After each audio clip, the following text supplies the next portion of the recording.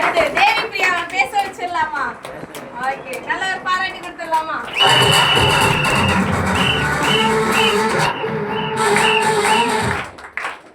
எல்லாருக்கும் வணக்கம். என் பேர் தேவி பிரியா. நான் சேட்பட்ல இருந்து வரேன். பிகாம் சிஎஸ் கம்ப்ளீட் பண்ணிட்டேன். ஃபர்ஸ்ட் எனக்கு இந்த வாய்ப்பு கொடுத்த எம் சக்திவேல் சார் தேங்க்ஸ் சொல்லிக்கிறேன்.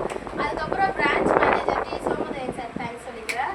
அதுக்கப்புறம் ஜெயலட்சுமி மேம், அது வந்து ஒரு 2 நாளாக தான் மேம் ஆனாங்க. அதுக்கப்புறம் எனக்கு அக்காவாயிட்டாங்க. ஏன்னா என் வீட்டில் இருக்கிற எங்கள் அக்கா கூட என்ன மோட்டிவேட் தான் பண்ணுறாங்க. உங்களால் இது முடியும் அப்படின்னு சொல்ல மாட்டாங்க. பட் ஜெயலட்சுமி மேம் தான் வந்து இப்போ இங்கே நிற்கிறதுக்கு காரணம் வந்து ஜெயலட்சுமி மேம் தான்.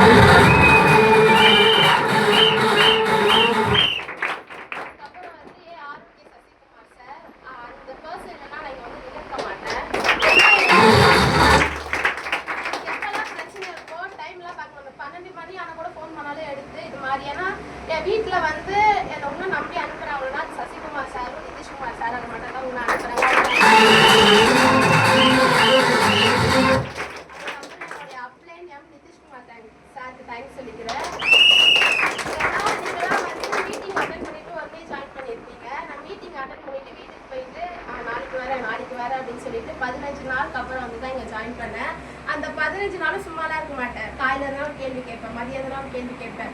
சில பேர்லாம் நீ வந்தாங்க வர கட்டிப்போ அப்படின்னு விட்டுருவாங்க. ஆனால் எங்கள் சார் என்ன அப்படி பண்ணல. நான் தான் கேள்வி கேட்டாலும் பொறுமையாக இருந்தீங்க. நீங்கள் வாங்க நான் பார்த்துக்கிறேன் அப்படின்னு சொல்லி இங்கே நான் நிற்கிறதுக்கு காரணமாக எங்கள் சார் தான் இருக்கிற டைம்.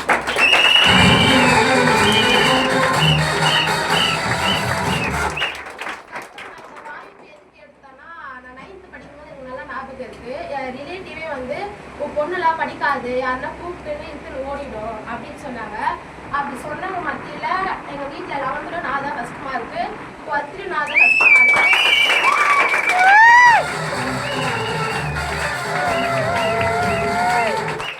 வீட்டில் எல்லாருமே கவர்மெண்ட் காலேஜில் தான் படித்தாங்க. ஆனால் எங்கள் அம்மா வந்து 20,000 ரூபாய் ஃபீஸ் கட்டி டிநகர் ஜெயின் காலேஜில் படிக்க வச்சாங்க.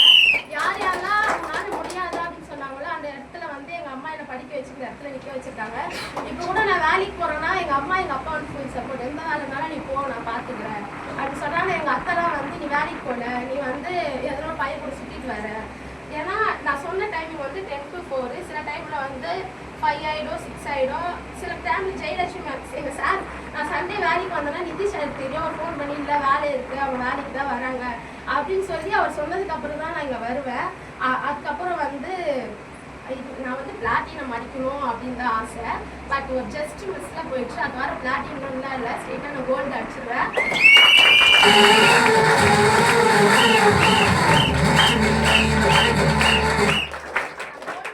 முன்னாடி என் டீம் இருக்காங்க. ஃபர்ஸ்ட் நான் வந்து தனியார் பதிக்கார் நம்ம எப்படி இருப்பாங்களோ அது மாதிரி தான் இருப்பேன். எல்லா டீமாக உட்காந்து பேசுவாங்க. எங்கள் சார் வருவார் போயிடுவார்.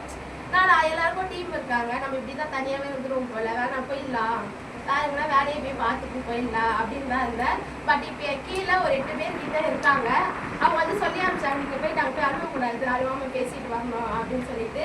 அவங்களால தான் நீங்கள் வந்து இங்கே நின்று இருக்கா. அத்தை வாட்டி என்னை நம்பி வந்த அத்தனை பேரும் இந்த ஸ்டேஜ் ஏற்றிட்டு தான் அதுக்கப்புறம் நான் கோல்டு மேனேஜர் அடிப்பேன்.